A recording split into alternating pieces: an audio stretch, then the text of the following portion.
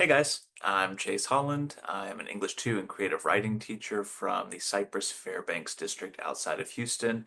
And I'm going to show you this presentation that I put together about Tool 3.9 as well as the Texas Principal Standards 2 and 3. And there is quite a bit to cover, so we're going to move pretty quick. Tool 3.9 is a series of reflective questions that you can use to determine what your data sources are at the school as well as what your assessments are. So really important and valuable tool to get better in touch with your data and how teachers are measuring student progress and achievement. It's a series of 11 questions, and so I'll touch on each question and I'll kind of give a quick example either from the case study or from this week's reading on breakthrough principles. I might also throw in some personal examples from the school district I currently work in if they are applicable and if we have time. Reflective question one asks which data are currently collected to assess student progress. And so, pretty straightforward question, just what data are we using to measure student progress? And so, from Breakthrough Principles, we saw that what they were using at E.L. Haynes was they used interim assessments, which is pretty common. I feel our school does interim assessments as well. And so that's probably the main way to assess student progress, but most of it's going to be assessments, interim assessments, district progress monitoring, benchmark, things like that, things done in the classroom. Reflective question number two asks how frequently are students assessed? Good thing to know, just like how often are we measuring that progress? And so with our school district, they have guidelines on like how often do we need to have like checking for understanding daily grades? That's 2 a week. How often do we need to have DPMs? It's typically about 2 or 3 a semester, and then you need to have a certain amount of assessments and project grades per quarter. But in Breakthrough Principles, the reading this week, what we saw with them was that at Steck Elementary, they gave biweekly assessments, and then they would immediately analyze results, which is important. You want to have timely look at your data and your feedback. Question number three for reflection: how do you monitor frequency? Um, a good thing to consider. How often are you actually monitoring things? So with East High from the Breakthrough Principles reading this week, we saw that they had a data cycle calendar, and they track their assessments across the year. We use similar things in my district. We use like team planning documents, what are called our big pick or our big picture, and it keeps a track of all of our assessments and that sort of thing. Question number four, are the assessments aligned to the standards? Alignment is important to the standards, right? They're set there for a reason. They're important things to teach. We want to check for that alignment. So with Breakthrough Principles, the reading this week, we saw that at East High School, they aligned their assessments to standards to ensure instructional focus. So yeah, they were aligning. We do the same thing in my school district with our lesson plans each week. We have a column where we need to align them to the standards. And so that's definitely important. Make sure that you're doing what you need to be doing. Reflective question number five.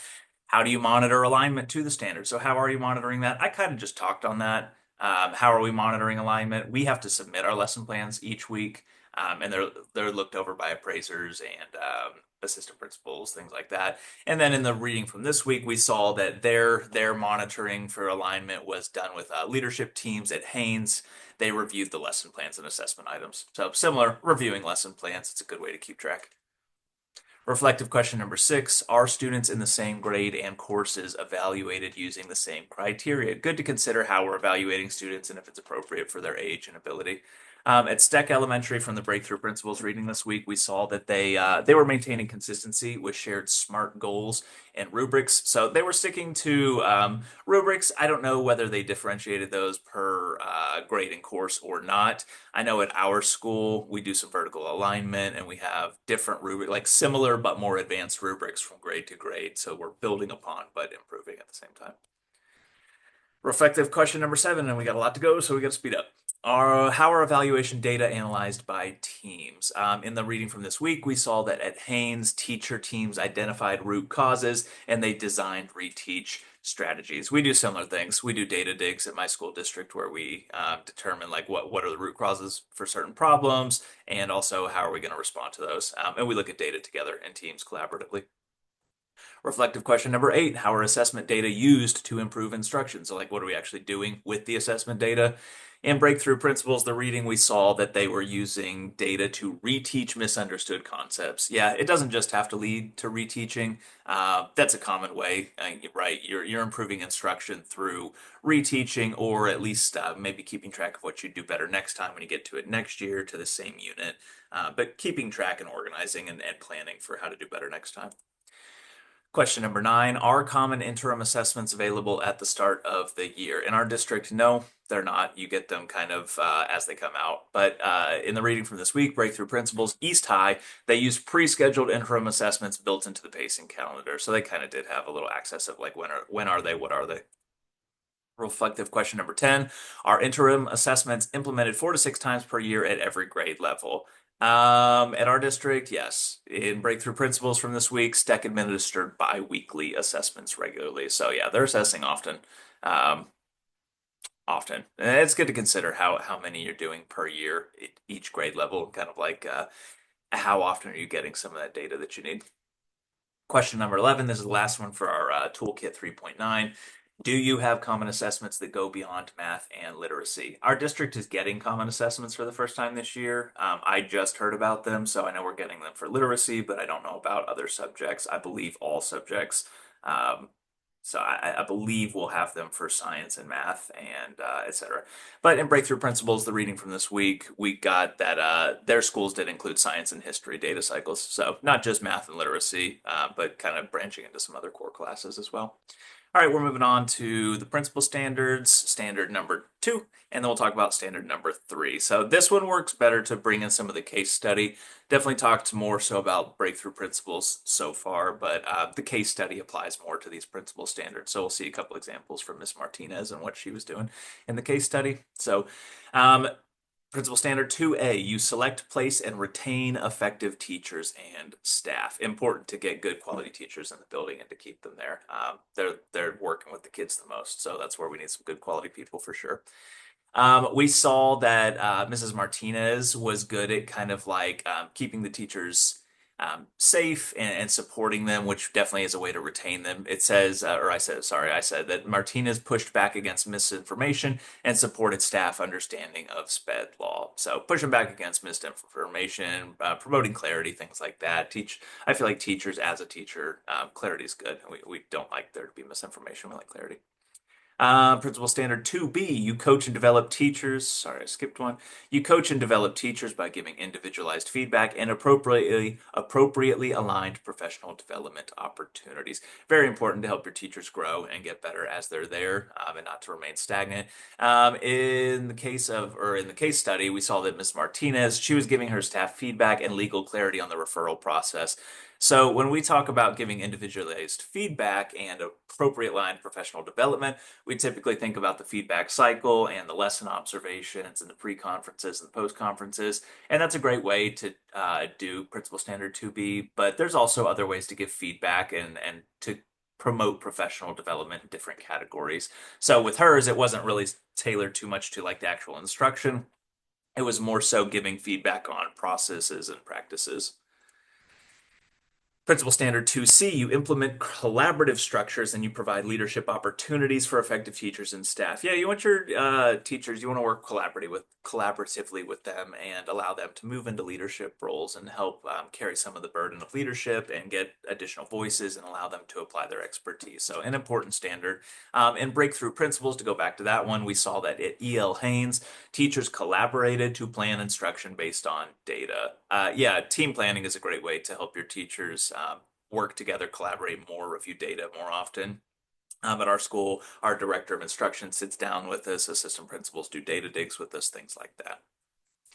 2D, you conduct rigorous evaluations of all staff using multiple data sources. Our district uses CF Test, which is a version of T-Test, and it's fairly rigorous, but there's more rigorous ways to just observe your teachers a couple times a year and kind of fill out some boxes on what we see. So rigorous evaluations, we saw that with breakthrough principles and the reading, leaders use coaching notes and student data in evaluations. So what's going into your evaluation is not just observations, but it's also things like we're coaching and how are you responding to that, and your student data, and are they measuring progress, and are they improving throughout the year? So part of our evaluation in my school district does this. They measure student data and have us set student goals for growth and things like that. To move on to the final topic of this presentation, standard number 3 for Texas principals. So 3A says that you remain solution oriented, you treat challenges as opportunities, and you support staff through changes. In the case study, we saw that Mrs. Martinez continued advocating for students despite district directives. So advocating for students, it's just an opportunity, right? This challenge that she was going through in the case study, it was definitely a challenge, but it's also an opportunity to advocate for your students and to stick up for them and to do the right thing. So kind of, I feel like this principal standard is about your mindset, and kind of how you act out your mindset by supporting other staff and students, and by focusing yourself on solutions to keep morale high. Principal standard 3B, you proactively seek and act on feedback, you reflect on personal growth areas while seeking development opportunities, and you accept responsibility for mistakes. Yeah, you practice ownership. You want to get better at your job, and you actively do that. You want feedback, you act on it, you take it seriously. Just a good standard to have. In the case study, we saw Mrs. Martinez contacted a mentor and she studied special education law independently. So she knows her stuff. She's learning what she needs to know in order to do her job well, and that is a good thing. Two standards left. 3C, you tailor communication strategies to the audience and you develop meaningful and positive relationships. Yeah, how you communicate is key. It's very important to consider your audience. That's the thing I teach in my creative writing class. Also, very important that you develop meaningful and positive relationships. So it doesn't just have to be all positive all the time. You can challenge the teachers to do certain things, and I think that's what we saw. So with Mrs. Martinez, she addressed biases and misinformation among her staff with empathy and facts. So empathizing, great way to build a positive relationship. And then I'll work in the quote that I have on the slide for this one, but it says teachers would say, we don't want more sped kids. And I had to challenge that thinking with compassion. And so by challenging teachers and their thinking, we're not just developing a positive relationship, we're developing a meaningful relationship. And lastly, our final talking point, 3D, you demonstrate the moral imperative to educate all children and follow the procedures of your district by adhering to the code of ethics and standard practices for Texas educators. Yes, Mrs. Martinez in the case study, she upheld the child find and the IDEA compliance. Even though she was getting resistance, she still upheld those. So she had that like moral imperative to do well for these kids and to educate them to the best of their ability. So I think might be over on time. It's going to be close. I don't know, but that covers Toolkit 3, or sorry, Tool 3.9, as well as the two principal standards and how they kind of relate to both the case study and the breakthrough principles reading from this week.